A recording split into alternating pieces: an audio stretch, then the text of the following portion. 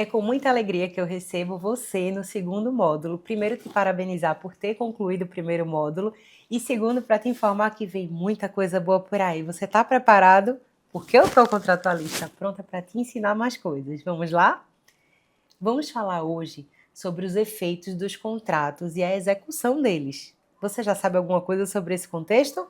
Vamos comigo. Os contratos, eles são o fundamento das interações econômicas e sociais na sociedade moderna, regulando desde as relações mais simples, como a compra e venda, até contratos complexos, como fusões e aquisições de empresa.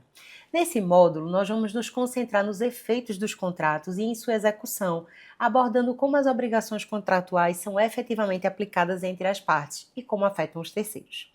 O direito contratual brasileiro oferece uma série de mecanismos para garantir o cumprimento dessas obrigações, inclusive em cenários de inadimplemento. Essa aula está estruturada em 3 partes principais. A primeira delas, os efeitos obrigacionais entre as partes. A segunda, os efeitos em relação a terceiros. E a terceira, execução específica e cumprimento forçado. Sobre os efeitos obrigacionais entre as partes, podemos destacar que eles representam um conjunto de deveres e direitos que emergem de um contrato e vinculam as partes. Essas obrigações são o núcleo de qualquer relação contratual e refletem o princípio central do direito contratual, conhecido como Pacta Sunt Servanda, que estabelece que os contratos válidos devem ser cumpridos. No entanto, o cumprimento dessas obrigações pode ser influenciado por diversos fatores, como mudanças econômicas, imprevistos ou mesmo inadimplemento. O direito brasileiro prevê uma série de mecanismos para garantir que os contratos sejam respeitados, assim como medidas corretivas quando uma das partes falha em cumprir com suas obrigações. Vamos falar agora da natureza dos efeitos obrigacionais.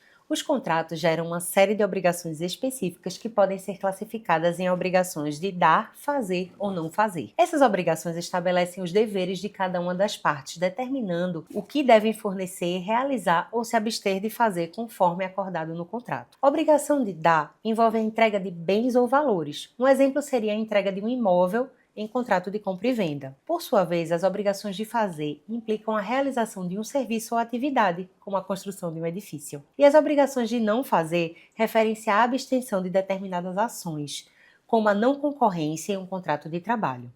Em casos de descumprimento, as partes podem ser responsabilizadas civilmente com a possibilidade de indenizações, rescisão contratual ou, em certos casos, a execução específica da obrigação, conforme previsto no Código Civil e Código de Processo Civil.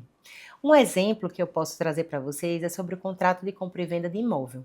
Imagine que o contrato de compra e venda de imóvel é um contrato muito comum em exemplares no Brasil, gerando obrigações claras para ambas as partes. O vendedor tem a obrigação de entregar o imóvel no prazo acordado e em perfeitas condições, enquanto o comprador deve efetuar o pagamento conforme estabelecido. No entanto, frequentemente surgem problemas, especialmente em relação à entrega do imóvel. Em muitos casos, o vendedor não cumpre com a entrega no prazo ou o imóvel não atende às especificações pactuadas. As falhas que eu mencionei podem resultar em disputas judiciais, em que o comprador busca indenizações ou até mesmo a execução específica do contrato para garantir a entrega do bem. Nesse sentido, o STJ, em diversas ocasiões, tem consolidado sua posição em defesa do cumprimento das obrigações contratuais, especialmente no setor imobiliário. Nos casos em que o imóvel não é entregue conforme o combinado, o comprador pode exigir a devolução dos valores pagos, além de indenizações por danos morais e materiais. É importante destacar uma decisão sobre atraso na entrega de imóvel. Dentro desse exemplo, eu quero trazer que foi o caso decidido pelo STJ do RESP 1.881.482 de São Paulo, envolvendo uma construtora que atrasou em mais de 2 anos a entrega de um empreendimento imobiliário. Nessa decisão, o tribunal determinou que, além da rescisão do contrato e da devolução integral dos valores pagos pelos compradores, a construtora deveria também pagar a indenização por danos morais, em razão da angústia e da frustração causada pelo atraso significativo na entrega do imóvel. Além disso, a construtora foi condenada a indenizar por danos materiais, considerando os prejuízos financeiros que os compradores enfrentaram, como a necessidade de pagar aluguel enquanto aguardavam a entrega do bem adquirido. Essa condenação inclui a compensação de despesas comprovadas e visa restabelecer a situação financeira dos compradores no estado em que estaria caso a obrigação contratual tivesse sido cumprida. Essa decisão do STJ reforça que o inadimplemento contratual pode gerar uma série de efeitos obrigacionais negativos para a parte infratora, incluindo o dever de compensar os danos materiais e morais causados. O entendimento também demonstra que os tribunais têm se mostrado dispostos a proteger os interesses dos consumidores, especialmente em contratos que envolvem bens de grande valor, como imóveis, visando assegurar que a frustração e os prejuízos financeiros não fiquem desamparados e sejam devidamente reparados. Uma notícia relevante sobre o caso é sobre o impacto da pandemia na indústria imobiliária. A pandemia da Covid trouxe um impacto significativo para a indústria imobiliária, particularmente no que diz respeito ao cumprimento de obrigações contratuais relacionadas à entrega de imóveis. Muitas construtoras enfrentaram atrasos substanciais devido à interrupção nas cadeias de suprimento, como o exemplo que eu dei acima. A escassez de mão de obra também foi um fato determinante, além de restrições impostas pelas autoridades sanitárias. Esse cenário gerou um aumento significativo nas disputas judiciais, envolvendo inadimplemento contratual e revisão dos contratos. Nesse sentido, a Abra Inc., a Associação Brasileira de Incorporadoras Imobiliárias, relatou um aumento expressivo nas ações judiciais movidas por compradores que buscavam a rescisão de contratos ou indenizações devido aos atrasos na entrega. Muitos desses casos envolveram a aplicação da teoria da imprevisão, prevista no 478 do Código Civil, que permite a revisão ou rescisão de contratos quando eventos extraordinários e imprevistos tornam a execução das obrigações excessivamente onerosas para uma das partes. Conforme o exemplo que eu trouxe, do caso ocorrido em 2021, o STJ decidiu a favor de um comprador que, devido às dificuldades econômicas causadas pela pandemia, não conseguiu seguir com os pagamentos de um imóvel na planta. Nesse sentido, o tribunal permitiu a rescisão contratual sem penalidades, aplicando a teoria da imprevisão para proteger o comprador que foi gravemente afetado pela crise. E aí eu trago para vocês algumas reflexões sobre os efeitos obrigacionais e novas tecnologias. O advento de novas tecnologias está transformando significativamente a forma como as obrigações contratuais estão estabelecidas e são cumpridas. Com o crescimento de plataformas digitais, a automação de contratos e a implementação de smart contracts baseados em blockchain, surge a necessidade de adaptar as normas de direito contratual para lidar com essas novas realidades. Esses contratos autoexecutáveis que não requerem intervenção humana desafiam os modelos tradicionais de cumprimento e execução. Nos contratos digitais, as partes podem estabelecer termos que são automaticamente executados quando condições específicas são atendidas, como ocorre com os smart contracts. Um outro exemplo comum pode ser encontrado em plataformas de streaming, onde consumidores contratam serviços eletronicamente e aceitam termos de usos impostos unilateralmente pela empresa. Esses contratos frequentemente geram problemas quando o serviço não é entregue conforme prometido e o consumidor enfrenta dificuldades em exigir o cumprimento das obrigações pactuadas. No contexto digital, com base nos dois exemplos que nós trouxemos, questões relacionadas à assimetria de informações e ao poder econômico das plataformas digitais sobre os consumidores são agravadas. Isso levanta um debate sobre a necessidade de criar proteções legais mais robustas para garantir que, mesmo em contratos digitais, as obrigações sejam cumpridas de maneira justa. Imagine uma plataforma de streaming processada por consumidores após realizar mudanças unilaterais em seu catálogo de conteúdo, impactando a experiência dos usuários sem aviso prévio. Embora os termos de serviço da plataforma previssem a possibilidade de alterações, é possível entender que a falta de transparência viola o direito do consumidor à informação adequada. Como resultado, a plataforma pode vir a ser condenada ao pagamento de danos morais e receber uma ordem para restabelecer os serviços nos termos originalmente contratados. Um exemplo como esse ilustra a importância de manter o equilíbrio entre os interesses das grandes empresas que oferecem serviços digitais e os direitos dos consumidores que muitas vezes são obrigados a aceitar termos impostos. Continuando o assunto de smart contracts, uma questão central que emerge é a capacidade desses contratos de serem autoexecutáveis sem qualquer intervenção humana. Embora esses contratos sejam eficazes em muitos casos, especialmente em transações financeiras automatizadas, surgem desafios quando o contrato precisa de flexibilidade para lidar com circunstâncias imprevistas. Imagine o caso de um smart contract de um seguro agrícola, onde os termos do contrato podem prever automaticamente o pagamento da apólice quando certas condições climáticas forem atingidas. No entanto, se houver um erro nos dados climáticos ou uma interpretação incorreta do evento disparador, a autoexecução pode causar injustiças. Isso levanta a questão de como as obrigações contratuais devem ser adaptadas em um ambiente onde os contratos são executados automaticamente, sem a oportunidade de uma intervenção humana para corrigir potenciais erros ou ajustar os termos. E aí vamos refletir, contratualistas. Como o direito contratual deve evoluir para garantir o cumprimento adequado das obrigações em contratos digitais e smart contracts? onde a automação e a assimetria podem ser mais acentuadas. E quero que vocês pensem também se seria necessário criar novas regulamentações para lidar com os desafios apresentados por essa tecnologia. Falando sobre execução específica e cumprimento forçado, uma execução específica seria a garantia de cumprimento das obrigações contratuais. A execução específica é um mecanismo fundamental no direito contratual brasileiro, pois permite que a parte lesada pelo inadimplemento exija judicialmente o cumprimento da obrigação conforme pactuado originalmente, ao invés de buscar apenas uma compensação financeira. Em muitos casos, a simples indenização por perdas e danos não é suficiente para reparar o prejuízo, sendo imprescindível que a obrigação acordada seja efetivamente cumprida para atender plenamente ao interesse da parte prejudicada. Esse tipo de execução é especialmente relevante em contratos que envolvem bens ou serviços de caráter único, como os contratos de compra e venda de imóveis ou prestação de serviços personalizados. Nesses casos, o cumprimento exato da obrigação é essencial para trazer a perspectiva da parte lesada.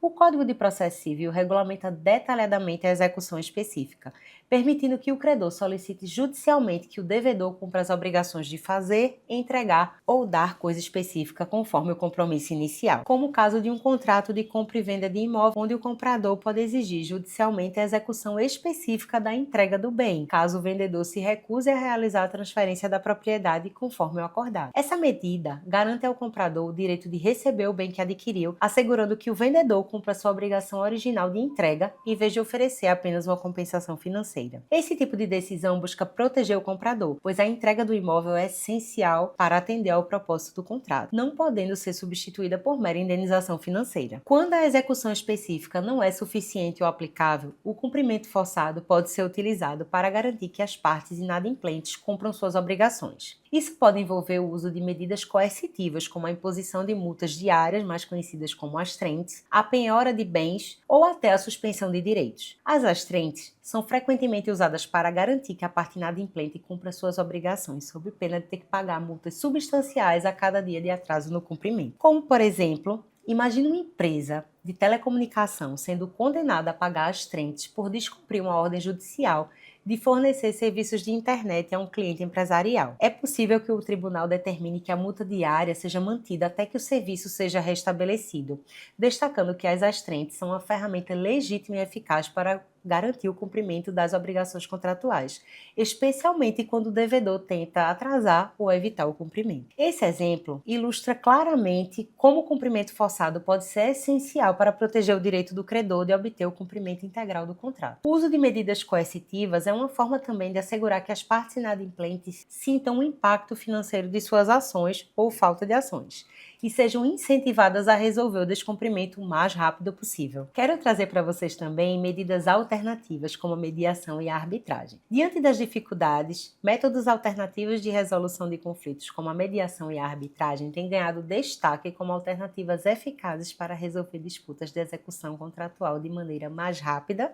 e menos onerosa. A mediação permite que as partes envolvidas cheguem a um acordo de forma consensual, com a ajuda de um mediador imparcial. Esse processo é mais célere, menos formal e menos custoso do que um processo judicial, além de promover uma solução que atenda melhor os interesses das partes. A arbitragem, por sua vez, é particularmente popular em contratos empresariais de grande valor, onde a agilidade e a especialização do árbitro são altamente valorizadas. Em disputas contratuais complexas, a arbitragem se mostra uma alternativa mais rápida e eficiente do que o judiciário, pois as partes podem escolher árbitros especializados no assunto, o que garante uma análise mais técnica e precisa de questões envolvidas. Além disso, a arbitragem é geralmente mais célere do que o processo judicial, uma vez que não permite tantos recursos quanto o judiciário. Imaginem vocês um caso de arbitragem em contratos empresariais. Em contratos de grande porte, como aqueles envolvendo fusões e aquisições, ou mesmo contratos internacionais, a arbitragem é amplamente utilizada para resolver disputas.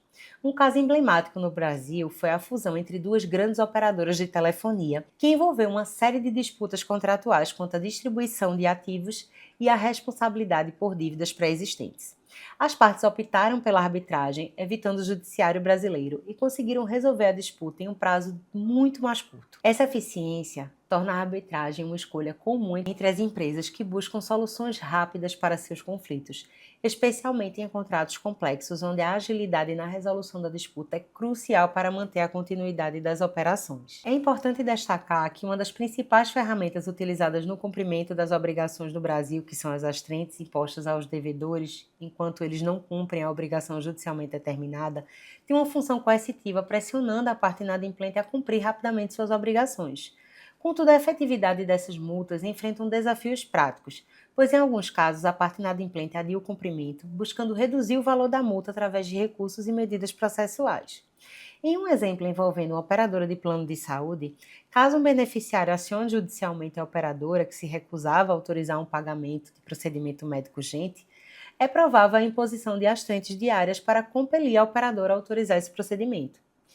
Mas o descumprimento inicial da ordem judicial, tendo um valor de multa gradualmente elevado até a operadora autorizar o procedimento, reconhece o peso das astrentes como um incentivo ao cumprimento. Embora, como exemplo dado, seja possível verificar que as astrentes são eficazes, em muitos casos sua execução pode ser dificultada quando o devedor recorre ao valor acumulado ou não possui bens suficientes para garantir o pagamento de multa. Em situações assim, outras medidas coercitivas, como a penhora de ativos, são alternativas para enfrentamento da dificuldade quando o devedor tenta ocultar bens ou adotar estratégias para evitar a penhora, o que pode prolongar o processo de execução e, consequentemente, o cumprimento da obrigação imposta. Diante desses desafios mencionados pelo sistema de cumprimento forçado no Brasil, surgem propostas de reformas que poderiam aumentar a rapidez e a eficiência na execução das obrigações contratuais. Uma sugestão seria a redução da possibilidade de recursos em caso de execução das obrigações já reconhecidas judicialmente. Outra medida seria a implementação de tribunais especializados que poderiam tratar de litígios contratuais de maneira mais célere e técnica, especialmente em disputas empresariais complexas. Além disso, o incentivo ao uso da mediação e da arbitragem poderia ser ampliado por meio de políticas públicas que ofereçam incentivos fiscais para empresas que optem por esse método de resolução de conflitos, reduzindo a carga sobre o judiciário e promovendo uma resolução mais rápida e eficaz das disputas contratuais. Vamos refletir, contratualistas? Como o sistema de cumprimento forçado pode ser aprimorado no Brasil para garantir maior rapidez e eficiência na execução dos contratos? Um outro questionamento: seria possível implementar reformas mais profundas no processo judicial ou incentivar ainda mais o uso de mediação ou arbitragem como formas alternativas de garantir o cumprimento das obrigações contratuais? Quero ouvir vocês, escrevam aqui embaixo. E vamos finalizando, ressaltando que os efeitos e a execução dos contratos são fundamentais para garantir a segurança jurídica e a previsibilidade nas relações econômicas. O direito contratual brasileiro oferece uma gama de mecanismos para garantir que as partes cumpram suas obrigações, mas ainda enfrenta desafios em termos de rapidez e efetividade. À medida que novas tecnologias, como os contratos digitais e plataformas globais, moldam o cenário contratual, o direito deve evoluir para garantir que as obrigações sejam cumpridas de maneira justa e eficiente.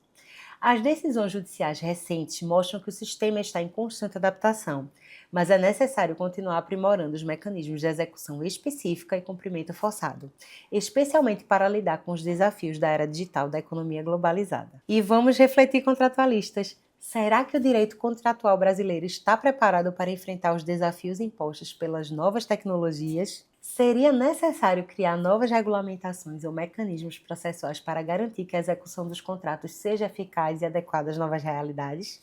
Me conta aqui embaixo. Tchau, tchau e obrigada por assistir essa aula.